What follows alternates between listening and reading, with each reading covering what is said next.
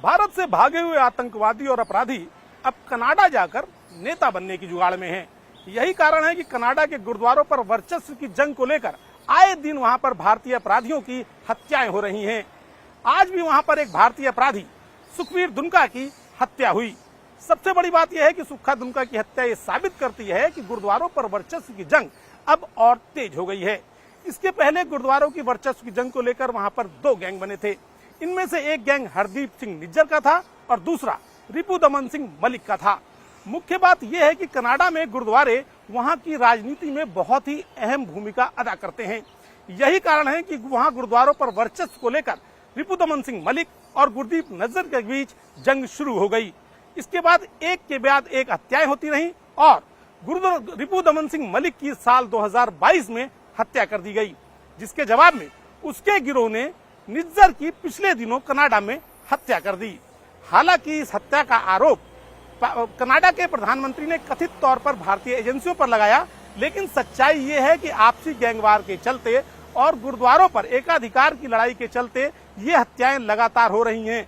इसके बाद चूंकि दोनों गैंग यहां से भारत से भागकर कनाडा गए हैं, कनाडा में दोनों गैंग पहले एक ही थे और उनको एक दूसरे के वेयर अबाउट्स का पता था, एक दूसरे की चालों का पता था और ये भी पता था कि ये लोग किस तरह की रणनीति अपना सकते हैं।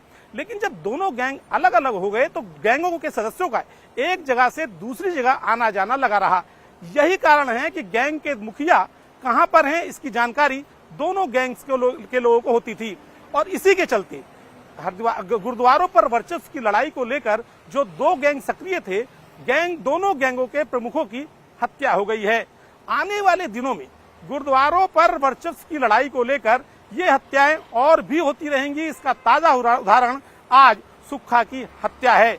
सबसे अहम बात यह है कि कनाडा की राजनीति में ये गुरुद्वारे अपनी बड़ी अहम भूमिका अदा कर रहे हैं। कनाडा के प्रधानमंत्री इसी बात को लेकर कथित तौर पर खालिस्तानियों का समर्थन कर रहे हैं और ये बात वहां मौजूद खालिस्तानियों को पता चल चुकी है कि ये गुरुद्वारे यहाँ की राजनीति में चूंकि बहुत अहम भूमिका अदा कर रहे हैं, तो लिहाजा क्यों ना इन गुरुद्वारों पर हम कब्जा कर लें। लेकिन जो कब्जा करेगा, जिसका एकाधिकार होगा, वही वहां पर नेता बन पाएगा। यही कारण है कि दोनों गैंग एक दूसरे पर अब आक्रमण कर रहे हैं और इस आक्रमण के दौरान एक दूसरे के गैंग के लोगों की बड़ी ही निर्मम तरीके से हत्याएं कर रहे हैं। सबसे महत्वपूर्ण बात यह है कि पाकिस्तानी खुफिया एजेंसी ISI इस पूरे गेम में अपना गेम साध रही है।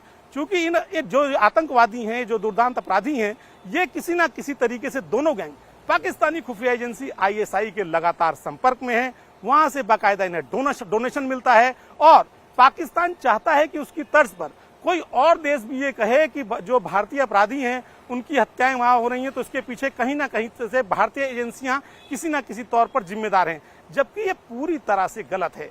ये हत्याएं पूरी तरह से गैंगवार में हो रही है। मसलन सुक्खा की जो हत्या हुई वो इसलिए हुई कि वो निज्जर के ग्रुप में था और इस गैंग के जो दो बड़े मुखिया हैं, गोल्डी बरार और अर्श डाला, ये दोनों अब एक दूसरे के विरोधी हैं।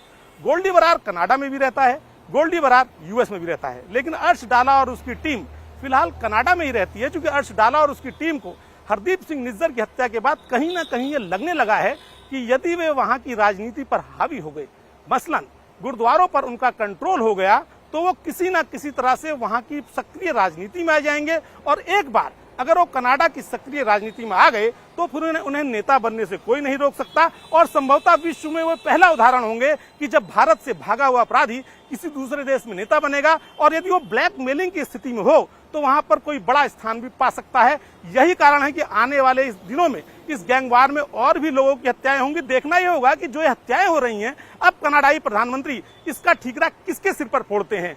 ये तो एकदम साफ है कि कनाडा में गुरुद्वारों पर वर्चस्व की जंग को लेकर आए दिन अभी हत्याएं होंगी और दोनों गैंग एक दूसरे पर वार प्रतिवार करते रहेंगे।